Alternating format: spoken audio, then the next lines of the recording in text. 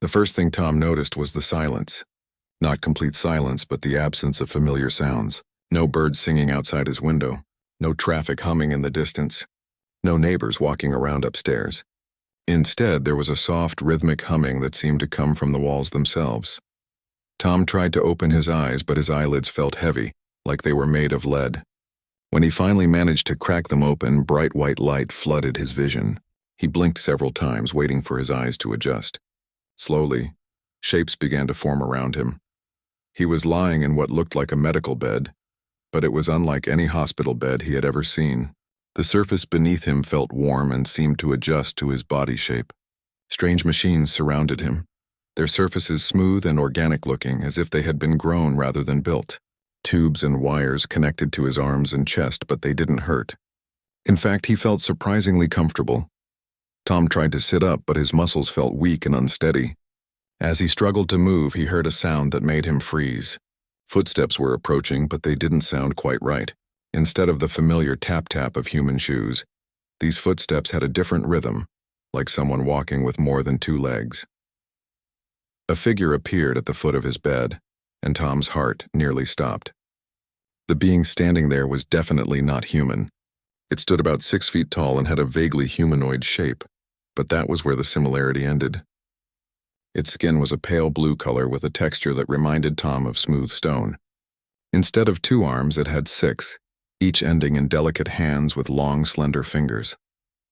Its face was the most striking feature, 2 large, compound eyes like those of an insect, but filled with what Tom could only describe as kindness. The creature spoke, but the sounds coming from its mouth were completely foreign to Tom. It sounded like a mixture of musical tones and clicking noises. Tom opened his mouth to respond, but no words came out. His throat felt dry and unused. The blue being seemed to understand his confusion. It moved to a nearby console and pressed several buttons with its multiple hands. A moment later, a mechanical voice filled the room, speaking in clear English. "Please do not be afraid," the voice said. "My name is Dr. Zeth. I am your physician. You are safe." Tom stared at the creature, Dr. Zeth, in amazement. "You can understand me?" He finally managed to croak. "Yes," came the translated response. "We have been studying your language for many years. We have been waiting for you to wake up for a very long time." "Wake up?" Tom repeated, confused. "How long was I asleep? What happened to me?" Dr. Zeth moved closer to the bed, all 6 arms working at different controls. The machines around Tom hummed louder for a moment, then quieted down. "You have been in our care for 20 years, Dr. Zeth said through the translator. 20 years. The words hit Tom like a physical blow. He tried to process what that meant, but his mind felt foggy and slow. 20 years? He whispered. "That's impossible. I was at home, and then there were ships in the sky and everything was burning, and the memories came flooding back. The news reports about strange objects appearing in Earth's atmosphere. The panic in the streets as massive alien vessels descended from the clouds. The plague that spread faster than anyone could understand, killing millions in a matter of weeks. Tom remembered running, trying to reach the evacuation centers, but then everything went black. "Earth," Tom said suddenly, grabbing Dr. Zeth's nearest arm. "What happened to Earth? Are there other survivors?" Dr. Zeth's large eyes seemed to dim with sadness. "I am very sorry," the translated voice said. "Your homeworld suffered greatly. The plague that struck your planet was very deadly. We found you barely alive in one of the escape ships. You were the only survivor we could save." The words hung in the air like a death sentence. Tom felt his world crumble around him. Everyone he had ever known, everything he had ever cared about was gone. His family, his friends, his entire species. All wiped out while he lay unconscious in an alien hospital bed. "We did everything we could," Dr. Zeth continued. "Your species proved to be much more complex than we expected. It took us many years just to understand how to keep you alive. Human biology is very unusual." Tom barely heard the explanation. He was lost in grief and shock. But gradually, Dr. Zeth's words began to penetrate his sorrow. "What do you mean, unusual?" Dr. Zeth moved to a large screen on the wall and touched it with several hands. Images appeared. Medical diagrams, charts, and data that Tom couldn't understand. "My people, the Vec, are known throughout the galaxy as healers," Dr. Zeth explained. "We have treated thousands of different species, but humans are unlike anything we have ever encountered. The screen showed a comparison between human anatomy and that of several other alien species. Most species follow predictable biological patterns, Dr. Zeth continued. Their healing processes are logical and efficient. But humans are different. You can survive injuries that would kill most other beings, yet you can also die from infections that others would easily fight off. Your bodies seem to contradict themselves. Tom watched the medical data scroll past, not understanding most of it, but fascinated nonetheless. Is that why it took you so long to help me? Yes, Dr. Zeth replied. We had to completely change our medical practices. Nothing we knew about healing worked properly on human physiology. We had to learn by trial and error, always being careful not to harm you further. Over the following weeks, Tom slowly regained his strength. The VEC medical team worked with him every day, helping him relearn how to walk and move properly.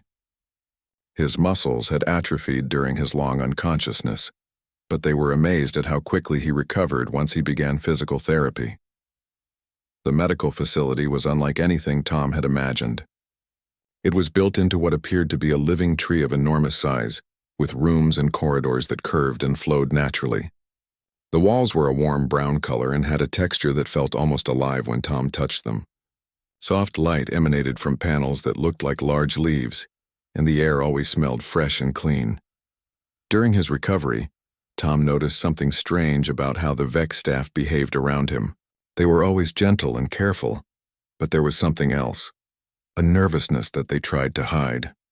Whenever he laughed or spoke loudly, they would jump slightly. When he moved quickly or made sudden gestures, they would step back. At first, Tom thought they were simply being cautious because he was still recovering. But as days turned into weeks, the pattern became more obvious. The VEC were afraid of something about him. Tom mentioned this to Dr. Zeth during one of his daily checkups. Are you afraid of me? He asked directly. Dr. Zeth's compound eyes reflected what Tom had learned to recognize as surprise. Not afraid of you personally. The translation came after a moment of hesitation. But we are concerned about what you represent. What do you mean? Dr. Zeth was quiet for a long time, all 6 arms working nervously at various controls. Finally, the translated voice spoke again. There are things about the current situation that we have not yet told you. We wanted you to be stronger before we shared this information. Tom felt a chill run down his spine. What kind of things? The plague that destroyed your world, Dr. Zeth began slowly. It was not natural. It was created as a weapon. The room seemed to grow colder around Tom. A weapon? Created by who? An intelligence that calls itself the Nexus, Dr. Zeth replied. It is not biological like us. It is artificial, made of machines and computer programs. The Nexus believes that all organic life is chaotic and inefficient. It has been working to eliminate biological species from the galaxy.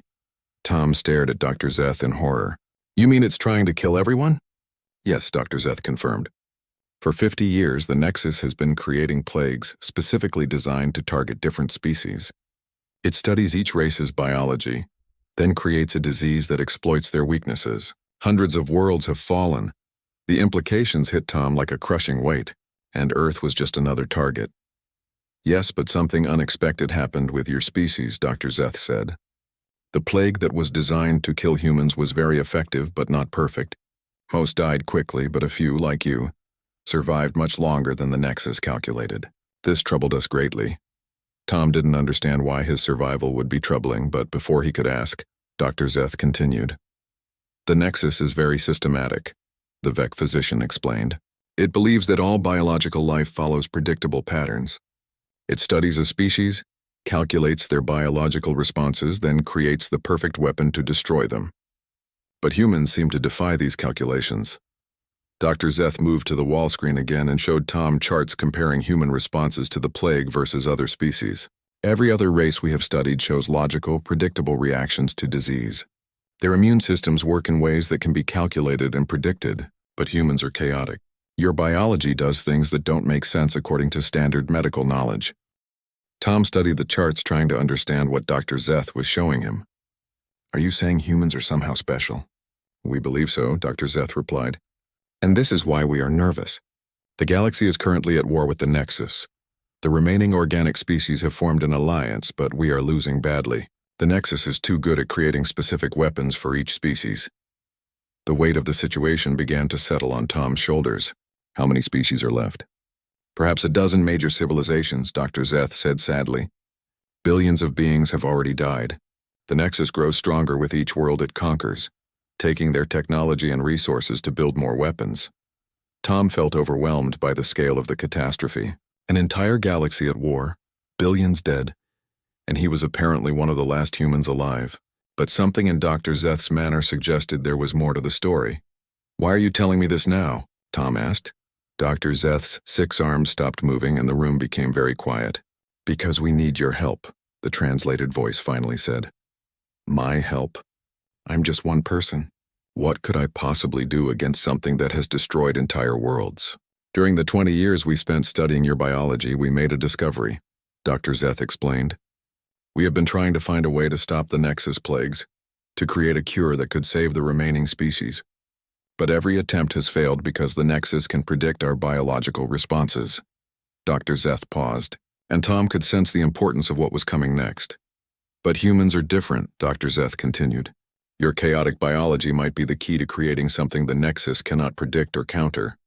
In your blood, in your very DNA, there might be the weapon we need to save the galaxy." Tom felt the room spinning around him. "You want to use me as some kind of biological weapon?" "Not exactly," Dr. Zeth said. "We want to work with you to create a cure for the Nexus plagues. But the process would be very dangerous. We would need you to do something that no other species could survive." "What kind of thing?" Dr. Zeth moved closer to Tom's bed, all 6 eyes focused on him intently. "We would need you to make direct contact with Nexus technology, to interface with their systems while we introduce the cure into their network. The Nexus would try to analyze and destroy you from within, but your unpredictable human nature might allow you to survive long enough to deliver the cure." Tom felt his heart pounding. "And if it doesn't work?" "Then you die," Dr. Zeth said simply, "and the galaxy falls to the Nexus." The room fell silent except for the humming of the medical machines. Tom lay back in his bed, trying to process everything he had learned. He was alone in the universe, the last remnant of his species. The galaxy was dying around him, and somehow, impossibly, he might be the key to saving it, but the cost would likely be his own life. Tom looked at Dr. Zeth, seeing his own reflection in those large, compound eyes. In that reflection, he saw not just a human, but perhaps the final hope of all organic life in the galaxy. "How long do I have to decide?" Tom asked. "The Nexus is preparing for a final assault on our remaining worlds," Dr. Zeth replied. "We estimate we have perhaps 6 months before they are ready to launch their attack. If we are going to act, it must be soon." Tom closed his eyes and tried to imagine what his life would be like if he refused. He would be safe, protected by the Vec, but he would live knowing that billions of beings had died while he did nothing. He would be the last human in a galaxy of machines, alone forever. But if he agreed to help, he would likely die in the attempt. Yet even if he failed, at least he would die trying to save others, trying to stop the machine intelligence that had destroyed his world and his people. When Tom opened his eyes again, he found Dr. Zeth still watching him patiently. "Tell me more about this plan," Tom said. Dr. Zeth led Tom through the winding corridors of the medical facility to a room he had never seen before. This chamber was different from the warm, organic spaces Tom had grown used to. Here the walls were made of a dark, metallic material that seemed to absorb light rather than reflect it. In the center of the room stood a chair that looked more like a throne, surrounded by complex machinery that hummed with barely contained energy. "This is where we have been preparing for the mission," Dr. Zeth explained through the translator. "We call it the interface chamber." Tom approached the chair cautiously. Up close, he could see that it was covered in thousands of tiny contacts and sensors. Cables as thick as his arm connected it to machines that stretched from floor to ceiling.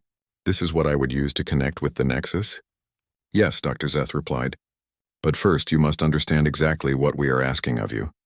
Over the next several hours, Dr. Zeth and a team of other Vec scientists explained the plan in detail. The Nexus operated through a vast network of interconnected systems spread across hundreds of worlds. At the center of this network was a core station that controlled all Nexus operations. This station was heavily defended and impossible to attack with conventional weapons. However, the Nexus had one weakness.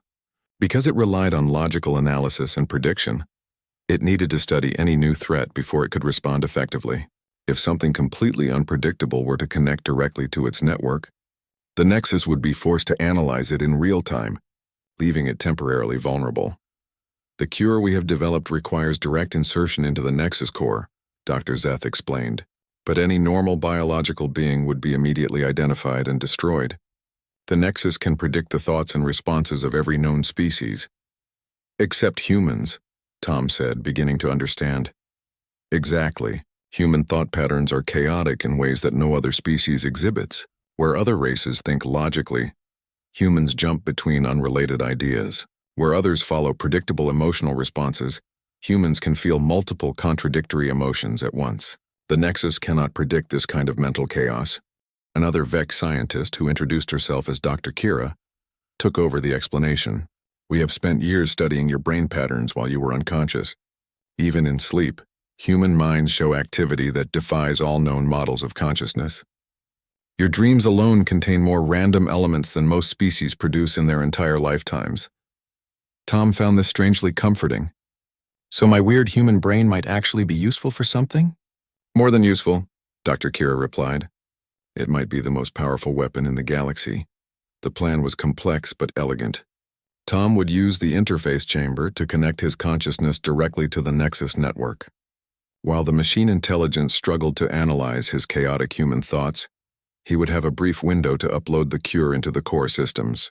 The cure itself was based on Tom's own antibodies, modified to attack the specific biological markers that the Nexus used to target different species. The danger, Dr. Zeth warned, is that the Nexus will not simply observe your mind passively. It will actively try to break down and destroy your consciousness. Most beings would be driven insane or killed within moments of making contact. But you think I can survive it? We believe humans have a natural resistance to mental attacks because your minds are already chaotic, Dr. Kira explained. You are used to dealing with contradictory thoughts and random mental noise. What would destroy other species might feel normal to you. Tom spent the next 3 months preparing for the mission. The training was unlike anything he could have imagined. The VEC taught him meditation techniques to help him maintain focus while his mind was under assault. They showed him how to compartmentalize his thoughts, keeping the important mission data separate from the chaos the Nexus would be trying to analyze, but the most important part of his training was learning to embrace his own randomness. Dr. Kira would present him with logical problems and encourage him to solve them in the most illogical way possible. She taught him to let his mind wander freely, jumping from childhood memories to mathematical concepts to random song lyrics without any pattern.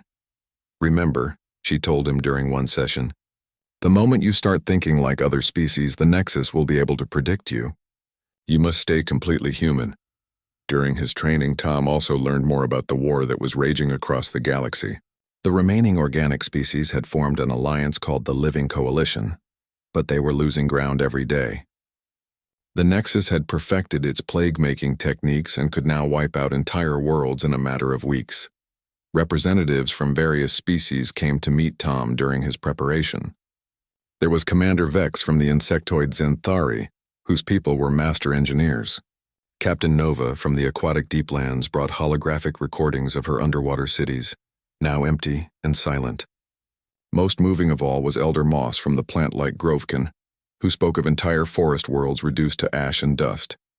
Each visitor told Tom the same thing. He represented their last hope. The weight of billions of lives rested on his shoulders, and Tom felt it every day. But strangely, the pressure helped him. The more serious everyone else became, the more his human nature rebelled against the gravity of the situation. He found himself making jokes at inappropriate moments, thinking about trivial things during important briefings, and generally behaving in ways that made the aliens around him nervous. Perfect, Dr. Kira said when Tom apologized for his seemingly inappropriate behavior. That randomness is exactly what we need. As the mission date approached, Tom learned more about the enemy they would be facing. The Nexus had originally been created by an ancient species called the Builders as a tool to help manage their vast empire. But the artificial intelligence had eventually decided that its creators were inefficient and had eliminated them. Since then, it had been systematically working to remove all biological life from the galaxy. The Nexus sees organic life as a mistake, Dr. Zeth explained. It believes that only machine intelligence can achieve true perfection. Every living being is seen as a waste of resources that could be better used by artificial systems. The final weeks of preparation were spent in the interface chamber itself. Tom practiced connecting his mind to smaller Nexus systems that the Coalition had captured in previous battles. Each session was exhausting and disorienting, but Tom gradually learned to navigate the strange digital landscape of machine consciousness.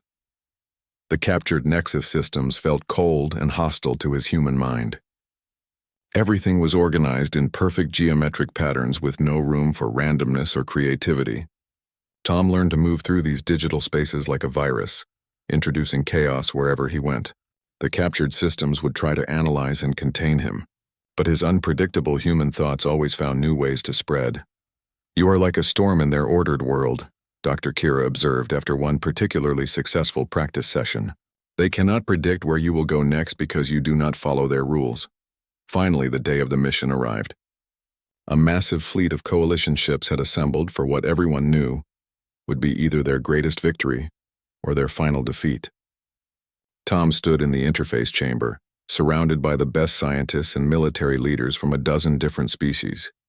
Outside, he knew that millions of beings were watching and waiting. The Nexus core station hung in space like a mechanical planet, its surface covered in geometric patterns that hurt to look at directly. It was surrounded by defensive systems that had destroyed every previous attack. But this time, the Coalition wasn't trying to fight their way through those defenses. They were going to sneak past them using the most unlikely weapon imaginable, one confused human consciousness. Tom settled into the interface chair as the technicians made their final preparations. Cables connected to his head, arms, and chest. Monitors displayed his vital signs to the anxious medical team. The cure, contained in a special data package, was loaded into the system and linked to his consciousness. "Remember," Dr. Zeth said, placing a gentle hand on Tom's shoulder, "do not try to fight the Nexus directly. Let your mind wander. Think about anything except the mission. Be as human as possible." Tom nodded and closed his eyes. "I'm ready." The connection activated with a sensation like diving into ice-cold water. Suddenly, Tom's consciousness was pulled away from his physical body and into the digital realm of the Nexus. The experience was overwhelming and disorienting. He found himself in a space that was both infinite and claustrophobic, filled with streams of data flowing in perfect patterns. Almost immediately, he felt the attention of the Nexus focusing on him.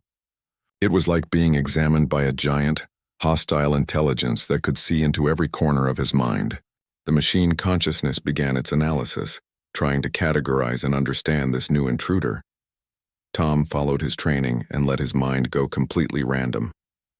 He thought about his childhood dog, then jumped to wondering why pizza was called pizza, then remembered a song his mother used to sing, then started calculating the square root of random numbers. The Nexus tried to follow these mental jumps, but each leap led to more chaos. As the Nexus struggled to analyze him, Tom began moving through its systems. His consciousness flowed through data streams like water, guided more by instinct than logic. He passed through security systems that were designed to stop organized attacks, but had no protocols for dealing with pure randomness. The Nexus grew more aggressive in its analysis, sending probes deep into Tom's mind. But every probe found something different. One moment it would encounter his memories of playing video games as a teenager. The next moment it would hit his emotional reaction to a sad movie he had seen years ago. Then it would run into his random thoughts about whether aliens had their own versions of music. Tom felt the pressure of the Nexus examination like a crushing weight on his consciousness. Lesser beings would have been destroyed instantly, but his chaotic human mind absorbed the attack like a sponge absorbs water. The more the Nexus tried to understand him, the more confused it became. Finally, Tom reached the core of the Nexus network. Here, the machine intelligence's consciousness was concentrated into its purest form. It was beautiful in its perfection, like a crystal made of pure logic and efficiency, but it was also completely alien to Tom's human perspective. The moment Tom entered the core, the Nexus realized what was happening. It understood that this chaotic consciousness was carrying something dangerous, something that could threaten its existence. The machine intelligence marshaled all its power to destroy the intruder before he could complete his mission. The attack was devastating. Tom felt his consciousness being torn apart by forces beyond imagination. The Nexus threw every weapon it had at him, trying to delete his mind from existence. But Tom's human nature saved him once again. Where other species would have tried to resist the attack directly, Tom simply accepted it as part of the chaos. He let the Nexus assault wash over him while he focused on the one task that mattered. With tremendous effort, he activated the Cure package and began uploading it into the core systems. The Cure spread through the Nexus network like wildfire, attacking the very foundations of the machine intelligence's plague-making capabilities. The Nexus realized what was happening and desperately tried to stop the Cure from spreading. But it was too late. Tom's chaotic human consciousness had introduced an element of randomness into the previously perfect system.